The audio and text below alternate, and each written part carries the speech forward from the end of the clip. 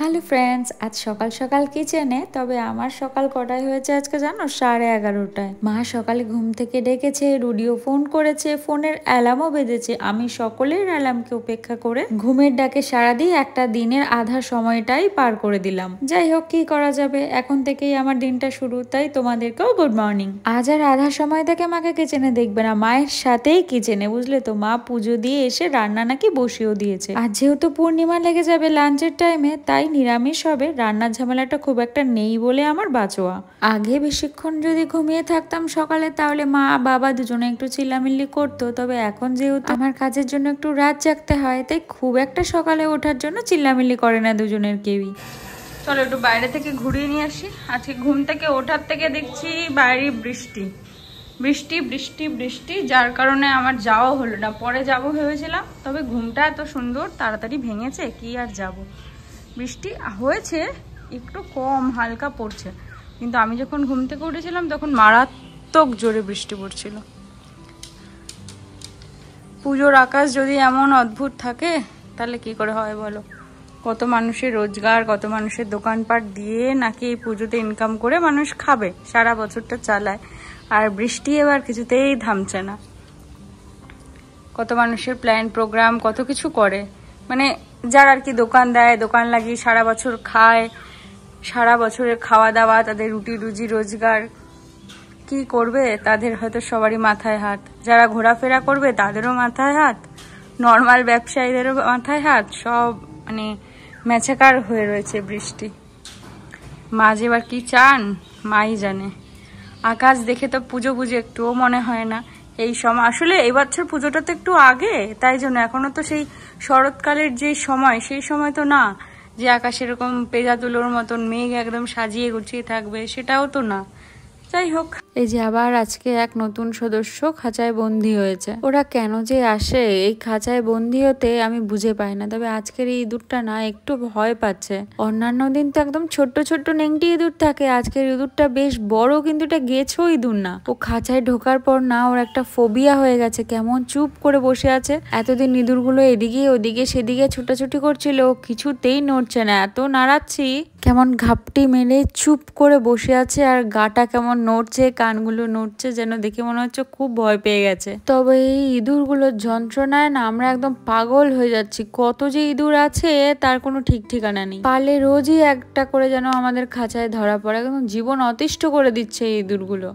এখন প্রায় অলমোস্ট 2:45 মতন বাজে। আমি আজকে যা স্নান করে আসলাম, কারণ মাথায় তেল দিলে আমার স্নান করতে একটু লেট হয়ে যায়, কারণ তেলটা একটু দেরি করে দিয়েছি, তাই জন্য স্নান টান করে আসলাম। এখনো লাঞ্চ কমপ্লিট হয়নি, বাবা লাঞ্চ করে ফেলেছে। তবে আজকে তো পূর্ণিমা, আমাদের বাড়িতে যে কুলবৌড়িতে আছেন, ওনার বাড়িতে আজকে একটা অনুষ্ঠান আছে ছোটখাটো। তো মা আজকে দুপুরে এখানে খাওয়া দাওয়া করবে না, ওখানে যাবে, ওখানে ইনভাইট আছে মায়ের। মা রেডি হয়ে বসে আছে, আধা রেডি হয়ে। মেজমা যতক্ষণ না হবে ততক্ষণ যেতে পারবে না। আর মা, ছোট মা যাবে না। মা মানে সবারই আমাদের ইনভাইট রয়েছে, কিন্তু কেউ যাবে না। আমাকে বলেছিল মা যেতে, আমি বলছি না, আমি আর আজকে যাব না। মা আর মেজমা যাবে, ছোট মাও যাবে কিনা আমি ঠিক শিওর নই, কারণ ছোট মার বাড়িতে রিলেটিভস এসছে, মানে ঘরে বাড়ি থেকে। ছোট মা যাবে না মা? হ্যাঁ, সবাই সবাই বলে যাবে, কারোরই পাত্তা নেই। যাই হোক, আমি এখন যাব লাঞ্চ করতে। আর আজকে তো সিম্পল সা লাঞ্চ। চলো তোমরা আমার সাথে যাবে। মায়ের শাড়িটা নামিয়েছে। আমার মাঝে এই সব শাড়ি পরতে কি ভালোবাসে, মানে এই যে জামদানি রিলেটেড শাড়ি আমার তো একদম অপছন্দের, আমি তো পরতেই পারি না। যাই হোক, এটা পরে যাবে পুজোর বাড়ি, তো ঠিকঠাকই আছে। অন্যান্য সময় আমাকে বলে শাড়ি ঠিক করে দেওয়ার কথা, আজকে নিজে নিজেই নিয়ে ফেলেছে।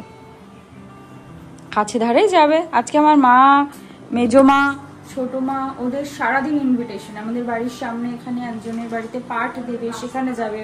তারপরে সামনে আরেকজনের বাড়িতে সত্যনারায়ণ আছে, সেখানে যাবে। বিকেল সন্ধে সব ইনভিটেশন সব সময়। কারণ যেহেতু পূর্ণিমা, সেহেতু এই রাখি পূর্ণিমা এই দিনটাতে আমাদের বাড়িও ভোগ দেওয়া হতো, কিন্তু সেটা আর হবে না। যাই হোক,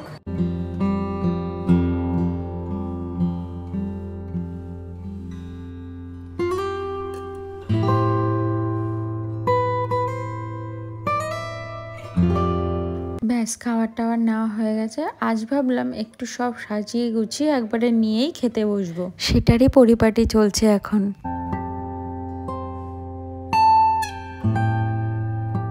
এত তরিজুত করার পর অবশেষে এবার বসলাম খেতে। অন্যদিন তো মা আর আমি হাজারো ব্লগ দেখতে দেখতে গল্প করতে করতে লাঞ্চ কমপ্লিট করি। আজ তো আমাকে সঙ্গ দেওয়ার জন্য ফোন ছাড়া মা নেই, রেডি হয়ে অপেক্ষায় মেজমার জন্য বসে আছে।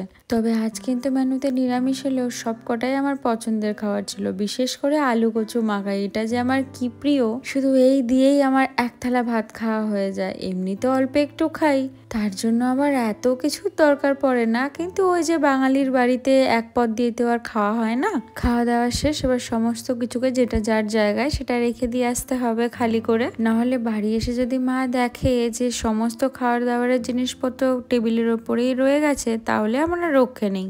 তবে ভাত ছাড়া তেমন একটা তরকারি তো কিছু আজকে ছিল না, তাই ফ্রিজে রাখারও নেই। তবে আলু কচু মাখাটা না ফ্রিজে রাখতে হবে, না হলে না ওটা নষ্ট হয়ে যাবে। এর আগেও না আমরা এই মাখা রিলেটেড কোনো কিছু বাইরে রেখে দিয়েছি খাওয়ার পরে, কিন্তু যতবারই রেখেছি ততবারই নষ্ট হয়ে গেছে, তাই আর রিস্ক নিয়ে লাভ নেই। সব কিছু কমপ্লিট, এবার একটু বাইরে যাই চলো। সমস্ত কাজ সেরে এই আসলাম একটু বাইরে ঘুরতে, মানে বাবা হেঁচকি উঠছে, বাইরে একটু হাঁটাহাঁটি করতে আসলাম। মা তো বাড়িতে নেই, মা আসতে দেরি হবে। মা ওকে জিজ্ঞেস করলাম, মা বললো আশেপাশে যেখানে যেখানে ইনভাইট আছে, 3টে বাড়িতে টোটাল ইনভাইট আছে, সবটা একবারে করেই তারপরে আসবে। তো একটু হাঁটাহাঁটি করে গিয়ে ঘরে চুলে সেরামটা লাগাবো। এখনো চুলে সেরামটা লাগানো হয়নি, লাগিয়ে তারপর একটু শোবো। ভেবেছিলাম বাবার সাথে বিকেলে দোকানে যাব, আর বাবা না বিকেলবেলা আমাকে নিয়ে যেতে একটু ভয় পায় কোথাও। আমি বলি যে কত দূরে দূর থেকে আমি চলে আসি, রুড়িদের বাড়ি থেকে 10টার সময়ও বাড়িতে এসছি, তুমি এখান থেকে তোমার দোকান অব্দি নিয়ে যেতে আমাকে ভয় পাও রাত্রে। আসলে পান্ডে দাদা নেই আজকে সকালে তো যেতে পারলাম না, ভাবলাম বিকেলে যাবো, বাবা নিয়েও যাবে না। আমি জোরাজোরিও করলাম, কিন্তু হলো না। অ্যাকচুয়ালি বাবা এখন আর পারে না বলতে, বয়সটা তো হচ্ছে, কি করা যাবে। মানে পান্ডে দাদা নেই, তার কারণ হচ্ছে পান্ডে দাদা তার ভাইকে নিয়ে গেছে দুর্গাপুরে, ওর আজকে একটা রেলের এক্সাম আছে, যার জন্য আমাকে যেতে বলেছিল। সকালে তো আমি পারলাম না, মা ডেকেছিল, আমি মাকে সব ভুলভাল নাকি বলে দিয়েছি। যাই হোক, সেটা তো আর হলো না সকালে যাওয়া। বিকেলেও ট্রাই করলাম যে যাব, বাবাকে বললামও, প্রপোজাল জানালাম, কিন্তু বাবা সেটা রাজি হলো না। আর কিছু করার নেই, অগত্যা আর কি করব, ঘরেই থাকতে হবে, আমার কাজকর্মগুলো এগোবো। আমি কিছু কাজকর্ম কালকে এগিয়ে রেখেছিলাম যে আজকে যাব বলে, কিন্তু আর কিছুই না। আমি তো জানি না টপিকে কি দিয়ে খাবার দেবে, বা কিছু মা খাবার দিয়ে গেছে কিনা আদৌ সেটাও জানি না। মা এসে মায়ের ছান্নাপোনাকে খাবার দেবে, আমি ততক্ষণ একটু বাইরে ঘোরাঘুরি করি।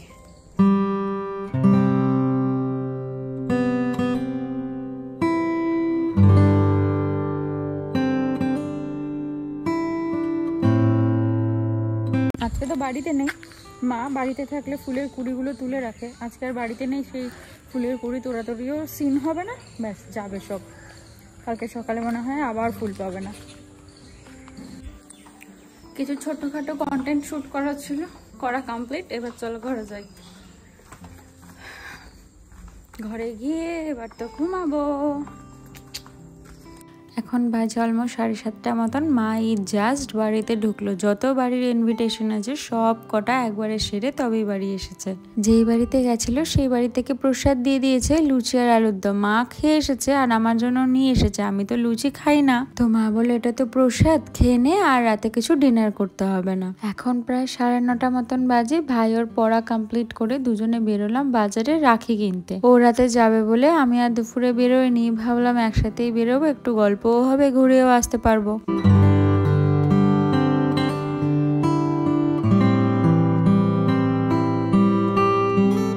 বাজারে যখন এসেছি আর মেলা যখন চলছে, ভাবলাম একটু ঘুরেই নিই। এই ঝুলনটা অনেক পুরনো, একটা বাড়ির পুজো প্রতি বছর এনারা সুন্দর করে সাজিয়ে গুছিয়ে ঝুলন যাত্রা উৎসব পালন করেন। তবে সেটাকে কেন্দ্র করেই ছোটখাটো মেলায় বসে নিজেদের মতন একটা কনসেপ্ট নিয়ে ঝুলনটাকে সুন্দর করে সাজায়। তবে জানো তো, প্রত্যেক বছর আগে একটা ক্রেজ ছিল সবার সাথে ঝুলনে আসবো, এখন আর সব কোথায় যেন হারিয়ে গেছে। তবে মেলা ঘুরতে আমি খুব ভালোবাসি, এখন এদিক ওদিক ঘোরাতে রুডি আমার ভরসা। তবে এখানে জীবনে মায়ের সাথে ঘোরাঘুরি করলেও ক্রাইম পার্টনার হিসেবে কিন্তু আমার ভাই বেস্ট। চলো তোমাদেরও সাথে নিয়ে একটু ঘুরে আসি। তোমরাও হয়তো অনেকে ইচ্ছা থাকলেও বেরোতে পারেনি, এইটুকুনি দেখে একটু মনের ইচ্ছা পূরণ করতে পারো। তবে কি যে অপূর্ব সুন্দর করে সাজিয়েছে, অনেকটা রাত এখন তো, তাই ভিড়টা একটু কম। সন্ধ্যের দিকে আসলে হয়তো আরো লোকজন দেখতে পেতাম। চলো মেন মন্দিরটার কাছে যাই। এইখানটায় আসলেই না আমার চোখ পা মন দুটোই আটকে যায় পুরো। কি যে অপূর্ব দৃশ্য তা বলে কল্পনা করা যায় না, এতটা অপূর্বভাবে সাজায় এখানটা প্রত্যেক বছর।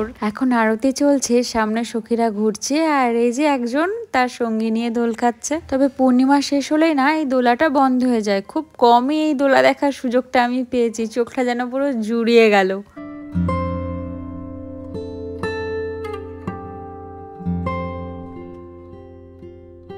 এবার আসলাম এতক্ষণে আমার সব থেকে মেন কাজটাতে, সেটা হলো রাখি কেনা। যেদিন গড়িয়াহাট গেছিলাম সেদিনই যদি কিনে আনতাম তাহলে একটু কম দামে আরো ভালো রাখি পেতাম। এখানে রাখির দামগুলো বেশি, কিন্তু রাখিগুলো ঠিক একটা মনের মতন পছন্দ হচ্ছে না। সেদিন যে কি বেমালুম আমি ভুলে গেলাম, কি জানি।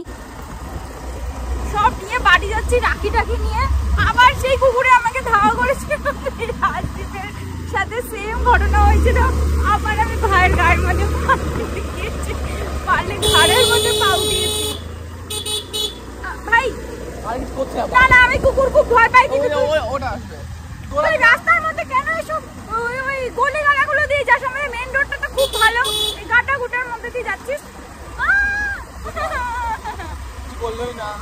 ওই দেখ আবার, আমি খুব ভয় পাই, কিন্তু এর আগেও আমার এই কুকুর গাড়ির সাথে দৌড়ানোর এক্সপিরিয়েন্স খুব বাজে মানে খুব বাজে। ওই দেখো দেখ,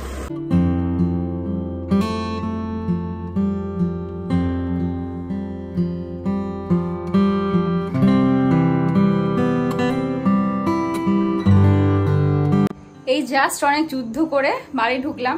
এবার না খুব ইচ্ছা করছিল আমার একটু ঝুলন দেখতে, আর বেরোই না, দেখতেও পারবো না, এরকম একটা ব্যাপার। কিন্তু ওই যে বলে না যে ভগবান চাইলে কিনা হয়, গোপলা আমার মন থেকে চেয়েছিল যে ওকে আমি গিয়ে একটু দেখে আসি, তাই জন্য ঠিক আজকে গিয়ে আমার দেখা হয়ে গেল। ওখানে গিয়ে মানে আমরা গেছি, তখনই দেখছি আরতি হচ্ছে, তোমার তো দেখালামই, মানে সিরিয়াসলি। আর আমরা এতবার মানে আগে অনেক বছর ঝুলনে যাই না, যখন আগে ঝুলনে যেতাম দোলাটা রাধাকৃষ্ণের দেখতে পারতাম না, কারণ রাখি পূর্ণিমার পরে যেতাম বা কিছু। রাখি পূর্ণিমাতে তো মেনলি দোলাটা বন্ধ হয়ে যায়। আমাদের এখানে অনেক জায়গায় অনেক বড় বড় করে ঝুলন হয়, কিন্তু এটা যে আনএক্সপেক্টেডলি দেখতে পারবো সত্যি জানি না। মানে মানে কখনো কখনো মনে হয় যে ভগবান সত্যি হয়তো মাথার উপরে আছে, আবার কখনো কখনো মনে হয় মাথার উপর থেকে মনে হাতটাই পুরো সরিয়ে নিচ্ছে। যাই হোক, অ্যাকচুয়ালি ভাইয়ের গিফটটা পেন্ডিং। আগের বছর রাখিতে ওকে এখন আমি কিছু গিফট দিইনি, মানে রাখি বলছি, ওই যে কি যেন বলে, ও দেবে না মার খাবি, দেবে না মার খাবি। আগের বছর যখন ভাইফোঁটা হচ্ছে সেই গিফটটার থেকে পেন্ডিং আছে, আমার নাম থাক পেন্ডিং থাক, একবারে তোকে সব মিলিয়ে ভালো একটা গিফট দেবো। চল যাই হোক, তবে এইভাবে আজকে ঝুলনটা দেখতে পারবো এটাই আনএক্সপেক্টেড ছিল, সত্যি কথা। এই যে সবার জন্য রাখি চকলেট সমস্ত কিছু রেডি। কালকে সকাল সকাল স্নান সেরে তারপরে সবার হাতে পরিয়ে দেবো। দেখতে দেখতে একটা বছর পার করে আবার রাখি বন্ধন উৎসব চলেও আসলো। আবার কদিন পরে নাকি পুজোও চলে আসবে, আবার ভাইফোঁটাও চলে আসবে। কিভাবে নিমিষের মাথায় একটার পর একটা দিন, একটার পর একটা বছর কেটে যাচ্ছে। যাই হোক, এটাই নিয়ম, এভাবেই চলতে হবে আজকের মতন। তবে ভিডিওটা এখান থেকেই শেষ করছি। কাল আবার একটা নতুন ভিডিওতে তোমাদের সাথে দেখা হবে। ততক্ষণ তোমরা ভালো থেকো, সুস্থ থেকো, সাবধানে থেকো। আর পুরো ভিডিও ভালো লাগলে একটা লাইক করে দিও। ভিডিওটা দেখে জানিও কেমন লাগলো। তবে আজকের মতন আসি, টাটা।